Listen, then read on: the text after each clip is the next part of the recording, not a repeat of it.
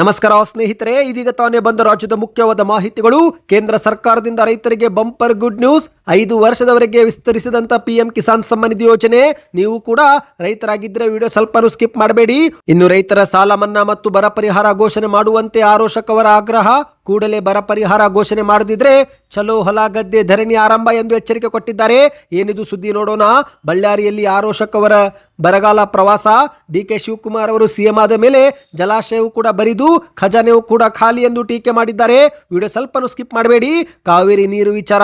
ಈ ಸಮಯದಲ್ಲಿ ಸಿಎಂ ವಿಜಯ್ ಅವರನ್ನ ಕರೆಸಿ ಮಾತನಾಡೋಕೆ ಆಗೋದಿಲ್ಲ ಎಂದ ಡಿಕೆ ಶಿವಕುಮಾರ್ ಅವರು.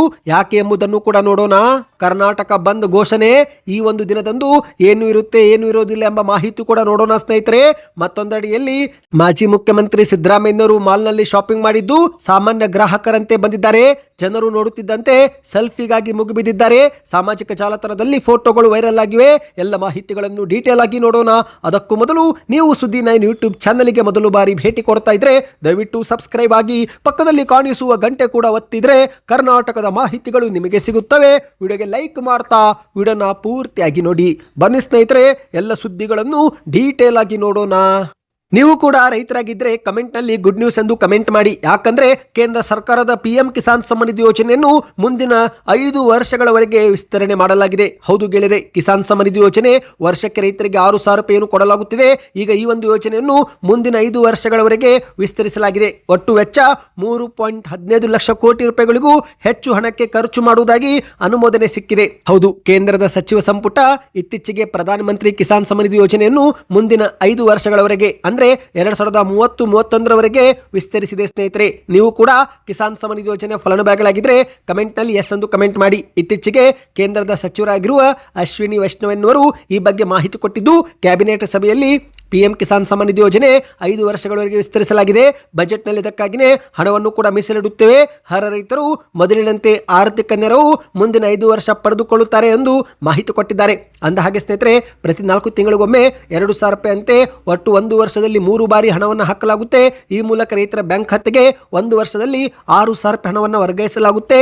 ಬೆಳೆ ಚಕ್ರಕ್ಕೆ ಅನುಗುಣವಾಗಿ ಕಂತುಗಳನ್ನು ನಿಗದಿಪಡಿಸಲಾಗಿದ್ದು, ಬಿತ್ತನೆ ಮತ್ತು ಬೆಳೆ ಬೆಳೆಯುವ ಸಮಯದಲ್ಲಿ ಈ ಒಂದು ಹಣವನ್ನು ಆರ್ಥಿಕ ಸಹಾಯ ರೀತಿಯಲ್ಲಿ ಕೊಡಲಾಗುತ್ತೆ. ಹೌದು ಗೆಳೆಯರೆ, ರೈತರಿಗೆ ಈ ಒಂದು ಯೋಜನೆ ಹಣ ಜಮೆ ಮಾಡಿದಾಗ ರೈತರು ಕೂಡ ಬೀಜಗಳು, ರಸಗೊಬ್ಬರಗಳು, ಕೀಟನಾಶಕ ಸೇರಿದಂತೆ ಇತರ ಒಂದು ಕೃಷಿ ಬೇಕಾದ ವಸ್ತುಗಳನ್ನು ಖರೀದಿಸಲು ಅವರಿಗೆ ಇದು ತುಂಬಾನೇ ಸಹಾಯವಾಗಿದೆ. ಆದರೆ ಈ ಒಂದು ಹಣ ಇದುವರೆಗೂ ಕೂಡ ಏರಿಕೆ ಆಗಲಿ ಅಥವಾ ದುಪ್ಪಟ್ಟು ಆಗಲಿ ಮಾಡಿಲ್ಲ. ಹೌದು ಸ್ನೇಹಿತರೆ, ಪಿಎಂ ಕಿಸಾನ್ ಸಮ್ಮಾನ್ ನಿಧಿ ಯೋಜನೆ ಜಾರಿಗೆ ಆದಾಗಲಿಂದಲೂ ಕೂಡ ಈ ಒಂದು ಹಣದಲ್ಲಿ ಯಾವುದೇ ಒಂದು ವ್ಯತ್ಯಾಸ ಆಗಿಲ್ಲ. ಆದರೆ ರೈತರು ಕೇಂದ್ರ ಸರ್ಕಾರದ ಮುಂದೆ ಹಣವನ್ನ ಏರಿಕೆ ಅಥವಾ ದುಪ್ಪಟ್ಟು ಮಾಡಬೇಕು ಎಂಬ ಬೇಡಿಕೆ ಇಟ್ಟಿದ್ದಾರೆ. ಈ ಬಗ್ಗೆ ನಿಮ್ಮ ಅನಿಸಿಕೆಯನ್ನು ಕಮೆಂಟ್ ಮಾಡಿ. ಬನ್ನಿ ಗೆಳೆಯರೆ, ಎರಡನೆಯ ಮಾಹಿತಿಗೆ ಹೋಗೋಣ. ರಾಜ್ಯದಲ್ಲಿ ಮುಂಗಾರು ಮಳೆ ಕೊರತೆಯಿಂದಾಗಿ ರೈತರು ನಷ್ಟ ಅನುಭವಿಸುತ್ತಿದ್ದು, ಹಾಗಾಗಿ ಬರ ಪರಿಹಾರ ಜೊತೆಗೆ ರೈತರ ಸಾಲವನ್ನು ಮನ್ನಾ ಮಾಡಬೇಕು ಎಂದು ಆರೋಶಕ್ ಅವರು ಸರ್ಕಾರಕ್ಕೆ ಆಗ್ರಹ ಮಾಡಿದ್ದಾರೆ. ಅಷ್ಟು ಮಾತ್ರವಲ್ಲ, ಕೂಡಲೇ ಬರ ಘೋಷಣೆ ಮಾಡದಿದ್ರೆ ಚಲೋ ಹೊಲ ಗದ್ದೆ ಧರಣಿ ಆರಂಭ ಮಾಡುವುದಾಗಿ ಎಚ್ಚರಿಕೆ ಕೊಟ್ಟಿದ್ದಾರೆ. ಹೌದು ಗೆಳೆಯರೆ, ಕರ್ನಾಟಕದ ಸರ್ಕಾರ ಕೂಡಲೇ ಬರಗಾಲ ಘೋಷಣೆ ಮಾಡದಿದ್ರೆ ಆಗಸ್ಟ್ 3ರಿಂದಲೇ ಚಲೋ ಹೊಲ ಗದ್ದೆ ಪ್ರತಿಭಟನೆ ಮಾಡುವುದಾಗಿ ಆರೋಶಕ್ ಅವರು ಎಚ್ಚರಿಕೆ ಕೊಟ್ಟಿದ್ದಾರೆ. ಬಳ್ಳಾರಿಯ ಕರೇಕಲ್ ಗ್ರಾಮಕ್ಕೆ ಭೇಟಿ ನೀಡಿ ಬೆಳೆ ಹಾನಿ ಪರಿಶೀಲಿಸಿ ರೈತರ ಸಮಸ್ಯೆ ಕೇಳಿದ ಬಳಿಕ ಸುದ್ದಿಗಾರರೊಂದಿಗೆ ಮಾತನಾಡಿದಂತ ಆರೋಶಕ್ ಅವರು, ಎಲ್ಲಾ ಜಿಲ್ಲೆಗಳಲ್ಲಿ ಬರವಿದ್ರೂ ಕೂಡ ರಾಜ್ಯ ಸರ್ಕಾರ ಇದುವರೆಗೆ ಬರಗಾಲ ಘೋಷಣೆ ಮಾಡಿಲ್ಲ. ಕೂಡಲೇ ಬರ ಘೋಷಣೆ ಮಾಡದಿದ್ರೆ ನಾವೆಲ್ಲರೂ ರೈತರ ಹೊಲದಲ್ಲಿ ಕುಳಿತು ಧರಣಿ ಮಾಡುತ್ತೇವೆ. ರೈತರು ಕಂಗಾಲಾಗಿ ಬೀದಿಗಿಳಿದು ಹೋರಾಟ ಮಾಡುತ್ತಿದ್ದಾರೆ. ಎಲ್ಲೂ ಕೂಡ ಸಣ್ಣ ಮೊಳಕೆಯೂ ಕೂಡ ಕಂಡು ಬಂದಿಲ್ಲ ಎಂದು ಆರೋಶಕ್ ಅವರು ಹೇಳಿದ್ದಾರೆ. ಮತ್ತೆ ಮುಂದುವರೆದು ಮಾತನಾಡಿ, ಬಳ್ಳಾರಿಯ ಕಾಂಗ್ರೆಸ್ ಶಾಸಕರು 5 ಸ್ಟಾರ್ ಹೋಟೆಲ್ನಲ್ಲಿದ್ದು ಇತ್ತ ರೈತರು ಬಳ್ಳಾರಿ ಜಿಲ್ಲೆಯಲ್ಲಿ ಬಿತ್ತನೆ ಮಾಡಲಾಗದ ಪರಿಸ್ಥಿತಿಯಲ್ಲಿದ್ದಾರೆ. 18% ಬಿತ್ತನೆ ನಡೆದು 50 ದಿನ ಕಳೆದರೂ ಕೂಡ ಇನ್ನೂ ಸಸ್ಯಗಳು ನೆಲದಿಂದ ಮೇಲಕ್ಕೂ ಬಂದಿಲ್ಲ.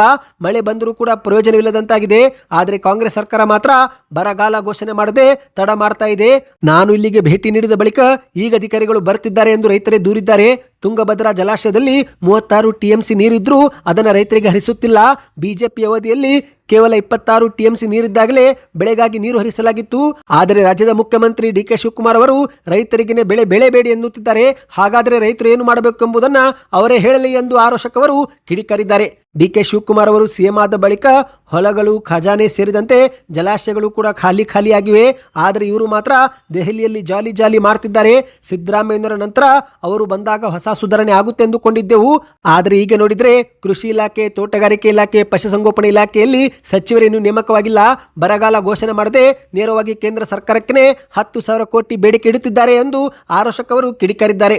ಮೊದಲು ಇವರು ರಾಜ್ಯದಲ್ಲಿ ಬರ ಅಧ್ಯಯನ ಮಾಡಿ ವರದಿಯನ್ನು ರೂಪಿಸಿ ಕೇಂದ್ರಕ್ಕೆ ಕಳುಹಿಸಬೇಕು. ನಂತರ ಅಧಿಕಾರಿಗಳನ್ನ ಕಳುಹಿಸಿ ಅಧ್ಯಯನ ಮಾಡಿ ಎಲ್ಲ ರಾಜ್ಯಗಳಿಗೆ ಕೇಂದ್ರ ಸರ್ಕಾರ ಪರಿಹಾರ ನೀಡುತ್ತೆ. ಈ ಒಂದು ಪ್ರಕ್ರಿಯೆ ಬಗ್ಗೆ ಅರಿವಿದ್ರೂ ಕೂಡ ಕಾಂಗ್ರೆಸ್ ಸರ್ಕಾರ ಯಾವುದೇ ಕ್ರಮ ವಹಿಸಿಲ್ಲ. ಬರಗಾಲ ಘೋಷಣೆ ಮಾಡಿದರೆ ಮಾತ್ರ ವಿಮೆ ಕಂಪನಿಗಳು ಕೂಡ ಹಣವನ್ನು ನೀಡುತ್ತವೆ ಎಂದು ಆರೋಶಕ್ ಅವರು ಹೇಳಿದ್ದಾರೆ. ಸ್ನೇಹಿತರೆ, ಬನ್ನಿ ಈಗ ಮತ್ತೊಂದು ಮಾಹಿತಿಗೆ ಹೋಗೋಣ. ಇದೀಗ ರಾಜ್ಯದಲ್ಲಿ ಮತ್ತೊಮ್ಮೆ ಕಾವೇರಿ ಜಲ ವಿವಾದ ಮುನ್ನೆಲೆಗೆ ಬಂದಿದೆ. ಹೌದು, ಕಾವೇರಿಯ ನೀರು ಮತ್ತು ಮೇಕೆದಾಟು ಯೋಜನೆಗೆ ಸಂಬಂಧಿಸಿದಂತೆ ಕರ್ನಾಟಕ ಹಾಗೂ ತಮಿಳುನಾಡು ನಡುವೆ ಉದ್ವಿಗ್ನ ವಾತಾವರಣ ನಿರ್ಮಾಣವಾಗಿದೆ. ಆದರೆ ಸ್ನೇಹಿತರೆ, ಆಗಸ್ಟ್ 3ರಂದು ಕಾವೇರಿ ನೀರು ವಿಚಾರ ಕುರಿತಂತೆ ತಮಿಳುನಾಡಿನ ಮುಖ್ಯಮಂತ್ರಿ ವಿಜಯ್ ಅವರೊಂದಿಗೆ ನಿಗದಿಯಾಗಿದ್ದಂತ ಸಭೆ ಭೇಟಿಯನ್ನ ಈಗ ಮತ್ತೆ ಮುಂದೂಡಲು ನಿರ್ಧಾರ ಮಾಡಲಾಗಿದೆ. ಹೌದು, ಕರ್ನಾಟಕದಲ್ಲಿ ಕನ್ನಡ ಪರ ಹೋರಾಟಗಾರರು ಮತ್ತು ವಿಪಕ್ಷಗಳು ತೀವ್ರವಾಗಿ ಪ್ರತಿಭಟನೆ ಮಾಡುತ್ತಿರುವ ಬೆನ್ನಲ್ಲೇ ಡಿ.ಕೆ. ಶಿವಕುಮಾರ್ ಅವರು ಈ ಒಂದು ಸಭೆಯನ್ನ ಮುಂದೂಡುವುದಾಗಿ ನಿರ್ಧಾರ ಮಾಡಿದ್ದಾರೆ. ಉದ್ವಿಗ್ನ ವಾತಾವರಣದಲ್ಲಿ ಅವರನ್ನು ನಮ್ಮ ರಾಜ್ಯಕ್ಕೆ ಕರೆಸಿ ಇಲ್ಲಿ ಪ್ರತಿಭಟನೆಗಳು ನಡೆದರೆ ಅದು ನನಗೆ ಸಮಾಧಾನ ಕಾಣುತ್ತಿಲ್ಲ ಎಂದು ಸಿಎಂ ಡಿ.ಕೆ. ಶಿವಕುಮಾರ್ ಅವರು ಅಭಿಪ್ರಾಯಪಟ್ಟಿದ್ದಾರೆ. ಸುದ್ದಿಗೋಷ್ಠಿಯಲ್ಲಿ ಮಾತನಾಡಿದಂತ ಡಿ.ಕೆ. ಶಿವಕುಮಾರ್ ಅವರು ಆಗಸ್ಟ್ 3ರಂದು ತಮಿಳುನಾಡು ಮುಖ್ಯಮಂತ್ರಿ ವಿಜಯ್ ಅವರು ಬೆಂಗಳೂರಿಗೆ ಬರುವ ಕುರಿತಂತೆ ಎಲ್ಲಾ ಸಿದ್ಧತೆ ಪೂರ್ಣಗೊಂಡಿದ್ದವು. ಆದರೆ ಇಲ್ಲಿ ಕಾವೇರಿ ನೀರು ಬಿಡುವ ವಿಚಾರವಾಗಿ ಕೆಲವು ಕನ್ನಡ ಪರ ಸಂಘಟನೆ ಹಾಗೂ ಬಿಜೆಪಿ ಸ್ನೇಹಿತರು ಹೋರಾಟ ಮಾಡ್ತಿದ್ದಾರೆ. ಹೋರಾಟ ಮಾಡಬೇಡಿ ಎಂದು ನಾನು ಯಾರಿಗೂ ಕೂಡ ಹೇಳೋದಿಲ್ಲ. ಆದರೆ ವಿಜಯ್ ಅವರು ನಮ್ಮ ರಾಜ್ಯಕ್ಕೆ ಬರುತ್ತಿರುವ ಅತಿಥಿ, ನಾವು ಶಾಂತಿ ಪ್ರಿಯರು. ಬೇರೆ ರಾಜ್ಯದ ಅತಿಥಿಗಳು ಇಲ್ಲಿ ಬಂದಾಗ ನಾವು ಗಲಾಟೆ ಮಾಡಬಾರದು. ಹೀಗಾಗಿ ಸೌಹಾರ್ದಯುತ ವಾತಾವರಣ ನಿರ್ಮಾಣವಾಗುವವರೆಗೆ ಈ ಒಂದು ಸಭೆಯನ್ನ ಮುಂದೂಡುವಂತೆ ನಾನು ಅವರಿಗೆ ರಿಕ್ವೆಸ್ಟ್ ಮಾಡಿಕೊಂಡಿದ್ದೇನೆ ಎಂದು ಡಿ.ಕೆ. ಶಿವಕುಮಾರ್ ಅವರು ತಿಳಿಸಿದ್ದಾರೆ. ಇದೇ ನಡುವೆ ರಾಜ್ಯದ ಜಲಾಶಯಗಳ ಪರಿಸ್ಥಿತಿ ಬಗ್ಗೆ ಮಾತನಾಡಿದಂತ ಸಿಎಂ ಡಿ.ಕೆ. ಶಿವಕುಮಾರ್ ಅವರು, ಇಂದು ರಾಜ್ಯದ ಕಠಿಣ ಸಂದರ್ಭದಲ್ಲಿ ತಮಿಳುನಾಡಿಗೆ ಹೆಚ್ಚುವರಿ ನೀರು ಬಿಡಲು ನಮಗೇನೆ ಸಾಧ್ಯವಿಲ್ಲ. ನಾವು ಕೂಡ ನಮ್ಮ ರಾಜ್ಯದ ಹಿತಾಸಕ್ತಿಗೆ ಏನು ಬೇಕೋ ಅದನ್ನು ಮಾಡುತ್ತಿದ್ದೇವೆ. ಜುಲೈ ತಿಂಗಳಲ್ಲಿ ಅತ್ಯಂತ ಕಡಿಮೆ ಅಂದ್ರೆ ಕೇವಲ 0.6 TMC ನೀರನ್ನು ಮಾತ್ರ ನಾವು ಅವರಿಗೆ ಹರಿಸಿದ್ದೇವೆ. ಪ್ರಸ್ತುತ ನಮ್ಮ ರಾಜ್ಯದಲ್ಲಿ ಯಾವುದೇ ಡ್ಯಾಂಗಳಲ್ಲಿ ನೀರು ಕೂಡ ನಾವು ಬಿಡುತ್ತಿಲ್ಲ ಎಂದು ಡಿ.ಕೆ. ಶಿವಕುಮಾರ್ ಅವರು ಸ್ಪಷ್ಟಪಡಿಸಿದ್ದಾರೆ. ಇನ್ನು ಸ್ನೇಹಿತರೆ, ಇಲ್ಲಿ ಮತ್ತೊಂದು ಮಾಹಿತಿ ಏನೆಂದರೆ ಆಗಸ್ಟ್ 13ರಂದು ಅಖಂಡ ಕರ್ನಾಟಕ ಬಂದ್ ಎಂದು ಘೋಷಣೆ ಮಾಡಲಾಗಿದೆ. ಹೌದು, ಕಾವೇರಿ ನೀರು ಹಂಚಿಕೆ ವಿವಾದದ ಹಿನ್ನೆಲೆಯಲ್ಲಿ ಕನ್ನಡ ಪರ ಸಂಘಟನೆಗಳು ಹಾಗೂ ರೈತ ಸಂಘಟನೆಗಳು ಆಗಸ್ಟ್ 13ರಂದು ರಾಜ್ಯವ್ಯಾಪಿ ಕರ್ನಾಟಕ ಬಂದ್ಗೆ ಕರೆ ಕೊಟ್ಟಿವೆ. ಈ ಒಂದು ಬಂದ್ಗೆ ಹೋಟೆಲ್, ಆಟೋ, ಖಾಸಗಿ ಸಾರಿಗೆ ಸೇರಿದಂತೆ 80ಕ್ಕೂ ಹೆಚ್ಚು ಸಂಘಟನೆಗಳು ಬೆಂಬಲವನ್ನು ಘೋಷಣೆ ಮಾಡಿವೆ. ಹೌದು ಗೆಳೆಯರೆ, ಬಂದ್ ಯಶಸ್ವಿಗೊಳಿಸುವ ಉದ್ದೇಶದಿಂದಲೇ ವಿವಿಧ ಸಂಘಟನೆ ಮುಖಂಡರು ಕೂಡ ಸಭೆ ನಡೆಸಿ ಕರ್ನಾಟಕದ ಜನತೆಗೆ ಸಹಕಾರ ನೀಡುವಂತೆ ಮನವಿ ಮಾಡುತ್ತಿದ್ದಾರೆ.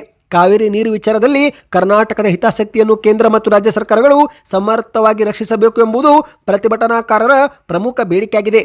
ಇತ್ತ ಹೋಟೆಲ್ ಮಾಲೀಕರ ಸಂಘ, ಆಟೋ ಚಾಲಕರ ಸಂಘ, ಖಾಸಗಿ ಸಾರಿಗೆ ಸಂಘಟನೆಗಳು ಸೇರಿದಂತೆ ಹಲವು ವ್ಯಾಪಾರ ಮತ್ತು ಸಾಮಾಜಿಕ ಸಂಘಟನೆಗಳು ಈ ಒಂದು ಬಂದ್ಗೆ ಬೆಂಬಲ ಘೋಷಣೆ ಮಾಡಿವೆ. ಹಾಗಾಗಿ ಕರ್ನಾಟಕದಲ್ಲಿ ಆಗಸ್ಟ್ 13ರಂದು ಬಹುತೇಕ ಜಿಲ್ಲೆಗಳಲ್ಲಿ ಬಂದ್ ಆಗುವ ಸಾಧ್ಯತೆ ಇದೆ. ಅಂದ್ರೆ ಸ್ನೇಹಿತರೆ, ಅಗತ್ಯ ಸೇವೆಗಳು ಆ ಸಮಯದಲ್ಲಿ ಇರೋದಿಲ್ಲ. ಬಂದ್ ಹಿನ್ನೆಲೆಯಲ್ಲಿ ಸಾರ್ವಜನಿಕರು ಕೂಡ ಅನಗತ್ಯ ಪ್ರಯಾಣವನ್ನು ತಪ್ಪಿಸಿ ಮನೆಯಲ್ಲಿ ಇರಬೇಕು ಎಂದು ಮನವಿ ಮಾಡಲಾಗಿದೆ. ಹೌದು, ಮಾಹಿತಿಯ ಪ್ರಕಾರ ಆಟೋ ಸಂಚಾರ ಕೂಡ ಸಂಪೂರ್ಣ ಬಂದ್ ಆಗುವ ಸಾಧ್ಯತೆ ಇದೆ. ಪ್ರತಿಭಟನೆಗಳು ಮತ್ತು ರಸ್ತೆ ತಡೆಗಳು ಕೂಡ ಆಗಬಹುದು. ಕೆಲವು ವ್ಯಾಪಾರ ಮಳಿಗೆಗಳು ಹಾಗೂ ಹೋಟೆಲ್ಗಳು ಕೂಡ ಮುಚ್ಚಬಹುದು ಸ್ನೇಹಿತರೆ. ಆದರೆ ತುರ್ತು ಸೇವೆಗಳಾಗಿರುವ ಆಸ್ಪತ್ರೆ, ಔಷಧಿ ಅಂಗಡಿ ಮತ್ತು ಹಾಲು ಸೇರಿದಂತೆ ಇತರೆ ಸರಬರಾಜು ಎಂದಿನಂತೆ ಕಾರ್ಯನಿರ್ವಹಿಸಲಿ ಎಂದು ಹೇಳಲಾಗಿದೆ ಸ್ನೇಹಿತರೆ. ಒಟ್ಟಿನಲ್ಲಿ ಅಗತ್ಯ ಸೇವೆಗಳಲ್ಲಿ ಯಾವುದೇ ವ್ಯತ್ಯಯ ಇರೋದಿಲ್ಲ. ಆಸ್ಪತ್ರೆಗಳು, ಮೆಡಿಕಲ್ ಅಂಗಡಿಗಳು, ಬ್ಯಾಂಕುಗಳು, ಪೆಟ್ರೋಲ್ ಬಂಕ್ ಸೇರಿ ಹಾಲು ಸಾಗಣೆ ಎಂದಿನಂತೆ ಕಾರ್ಯನಿರ್ವಹಿಸಲಿವೆ. ಇನ್ನು ಶಾಲಾ ಕಾಲೇಜು ರಜೆ ಘೋಷಣೆ ಬಗ್ಗೆ ಆಯಾ ಜಿಲ್ಲಾಧಿಕಾರಿಗಳೇ ನಿರ್ಧಾರ ತೆಗೆದುಕೊಳ್ಳುವ ಸಾಧ್ಯತೆ ಇದೆ ಎಂದು ಹೇಳಲಾಗಿದೆ. ಇದುವರೆಗೆ ಎಲ್ಲಿಯೂ ಕೂಡ ಅಧಿಕೃತವಾಗಿ ಶಾಲಾ ಕಾಲೇಜು ರಜೆ ಎಂದು ಘೋಷಣೆ ಆಗಿಲ್ಲ ಸ್ನೇಹಿತರೆ. ಒಟ್ಟಿನಲ್ಲಿ ಆಗಸ್ಟ್ 13ರಂದು ಕರ್ನಾಟಕ ಬಂದ್ ನಡೆಸಲು ಮಾತ್ರ ಅಧಿಕೃತವಾಗಿ ನಿರ್ಧಾರ ತೆಗೆದುಕೊಳ್ಳಲಾಗಿದೆ. ಈ ಬಗ್ಗೆ ನಿಮ್ಮ ಅನಿಸಿಕೆಯನ್ನು ನಮಗೆ ಕಮೆಂಟ್ ಮಾಡಿ ತಿಳಿಸಿ. ಬನ್ನಿ ಸ್ನೇಹಿತರೆ, ಕೊನೆಯ ಮಾಹಿತಿಗೆ ಹೋಗೋಣ. ರಾಜ್ಯ ರಾಜಕೀಯದ ಬಿರುಸಿನ ಚಟುವಟಿಕೆ ಮಧ್ಯೆನೇ ಮಾಜಿ ಮುಖ್ಯಮಂತ್ರಿ ಸಿದ್ದರಾಮಯ್ಯನವರು ನಿನ್ನೆ ಸಾರ್ವಜನಿಕರಿಗೆ ಸರಳ ವ್ಯಕ್ತಿಯಾಗಿ ಮಾಲ್ನಲ್ಲಿ ಕಾಣಿಸಿಕೊಂಡಿದ್ದಾರೆ. ಹೌದು, ದೆಹಲಿಯ ಪ್ರಮುಖ ಪ್ರವಾಸವನ್ನ ಮುಗಿಸಿ ತಡರಾತ್ರಿ ಬೆಂಗಳೂರಿಗೆ ಬಂದ ನಂತರ ಮುಂಜಾನೆ ಮಲ್ಲೇಶ್ವರಂನ ಸಂಪಿಗೆ ರಸ್ತೆಯಲ್ಲಿರುವ ಪ್ರಸಿದ್ಧ ಮಂತ್ರಿ ಮಾಲ್ಗೆ ದಿಢೀರನೆ ಸಾಮಾನ್ಯ ಗ್ರಾಹಕರಂತೆ ಭೇಟಿ ನೀಡುವ ಮೂಲಕ ಎಲ್ಲರ ಗಮನವನ್ನ ಸೆಳೆದಿದ್ದಾರೆ. ಹೌದು ಗೆಳೆಯರೆ, ಪ್ರತಿದಿನ ಬೆಳಗಿನ ಜಾವದ ವಾಯು ವಿಹಾರಕ್ಕೆ ಧರಿಸಲು ಬೇಕಾಗುವ ಟ್ರ್ಯಾಕ್ ಸೂಟ್ ಸೇರಿದಂತೆ ಕೆಲವು ಕ್ಯಾಶುವಲ್ ಉಡುಪುಗಳನ್ನ ತಾವೇ ಸ್ವತಃ ಆರಿಸಲು ಸಿದ್ದರಾಮಯ್ಯನವರು ಮಾಲ್ಗೆ ಆಗಮಿಸಿದ್ದಾರೆ. ಯಾವಾಗಲೂ ಸಿದ್ದರಾಮಯ್ಯನವರು ರಾಜಕೀಯ ಸಭೆ, ಸಾರ್ವಜನಿಕ ಭಾಷಣ, ಬಿಗಿ ಪೊಲೀಸ್ ಭದ್ರತೆ ನಡುವೆನೇ ಓಡಾಡುತ್ತಿದ್ದವರು ಈಗ ಮಾಲ್ ಮಳಿಗೆಯೊಂದರಲ್ಲಿ ಸಾಮಾನ್ಯ ಗ್ರಾಹಕರಂತೆ ಬಟ್ಟೆಗಳನ್ನು ಪರಿಶೀಲಿಸುತ್ತಿರುವುದನ್ನು ಕಂಡು ಅಲ್ಲಿದ್ದ ಸಾರ್ವಜನಿಕರು ದಿಗ್ಭ್ರಮೆಗೊಂಡಿದ್ದಾರೆ. ಮುಂಜಾನೆ ಶಾಪಿಂಗ್ ಮಾಡಲು ಬಂದಿದ್ದಂತ ನೂರಾರು ಜನ ತಮ್ಮ ನೆಚ್ಚಿನ ನಾಯಕನನ್ನ ಏಕಾಏಕಿ ನೋಡುತ್ತಿದ್ದಂತೆ ತೀರಾ ಹತ್ತಿರದಿಂದ ಕಂಡು ಅತ್ಯಂತ ಸಡಗರಪಟ್ಟಿದ್ದು ನೋಡುತ್ತಿದ್ದಂತೆ ಸಿದ್ದರಾಮಯ್ಯನವರ ಸುತ್ತ ನೆರೆದ ಜನಸ್ತೋಮ ಅವರೊಂದಿಗೆ ಫೋಟೋ ಹಾಗೂ ಸೆಲ್ಫಿ ತೆಗೆದುಕೊಳ್ಳಲು ಮುಗಿಬಿದ್ದಿವೆ. ಸದ್ಯ ಈ ಒಂದು ಫೋಟೋ ಮತ್ತು ವಿಡಿಯೋಗಳು ಸಾಮಾಜಿಕ ಜಾಲತಾಣದಲ್ಲಿ ಭಾರಿ ಸದ್ದು ಮಾಡುತ್ತಿವೆ. ಹೌದು ಗೆಳೆಯರೆ, ಸಾಮಾನ್ಯವಾಗಿ ಇಂತಹ ಸಂದರ್ಭಗಳಲ್ಲಿ ರಾಜಕಾರಣಿಗಳು ಗಡಿಬಿಡಿ ಮಾಡುವುದು ಉಂಟು. ಆದರೆ ಸಿದ್ದರಾಮಯ್ಯನವರು ಮಾತ್ರ ಯಾವುದೇ ಬೇಸರವಿಲ್ಲದೆ ಅತ್ಯಂತ ನಗುಮುಖದಿಂದಲೇ ಬಂದವರಿಗೆಲ್ಲರಿಗೂ ಆತ್ಮೀಯವಾಗಿ ಸೆಲ್ಫಿ ನೀಡಿದ್ದಾರೆ. ಸದ್ಯ ಈ ಒಂದು ಅಭಿಮಾನಿಗಳಿಗೆ ಅತಿ ಸಂತೋಷ ತಂದಿದ್ದು, ಮಾಜಿ ಮುಖ್ಯಮಂತ್ರಿಗಳು ಯಾವುದೇ ಹಮ್ಮು ಬಿಮ್ಮಿಲ್ಲದೆ ಜನಸಾಮಾನ್ಯರಂತೆ ಮಾಲ್ನಲ್ಲಿ ಶಾಪಿಂಗ್ ಮಾಡಿದಂತ ಅಪರೂಪದ ಫೋಟೋಗಳು ಮತ್ತು ವಿಡಿಯೋಗಳು ಈಗ ಸಾಮಾಜಿಕ ಜಾಲತಾಣದಲ್ಲಿ ಭಾರಿ ಟ್ರೆಂಡ್ ಮಾಡುತ್ತಿವೆ. ಸದ್ಯಕ್ಕೆಷ್ಟೇ ಸ್ನೇಹಿತರೆ, ಈ ಮಾಹಿತಿ ನೀವೇನಾದರೂ ಪೂರ್ತಿಯಾಗಿ ನೋಡಿದರೆ ಚಾನಲ್ಗೆ ದಯವಿಟ್ಟು ಸಬ್ಸ್ಕ್ರೈಬ್ ಮಾಡಿಕೊಳ್ಳಿ, ವಿಡಿಯೋನ ಲೈಕ್ ಮಾಡಿ ಮತ್ತು ನಿಮ್ಮ ಅನಿಸಿಕೆಗಳನ್ನು ಕಮೆಂಟ್ ಮಾಡಿ.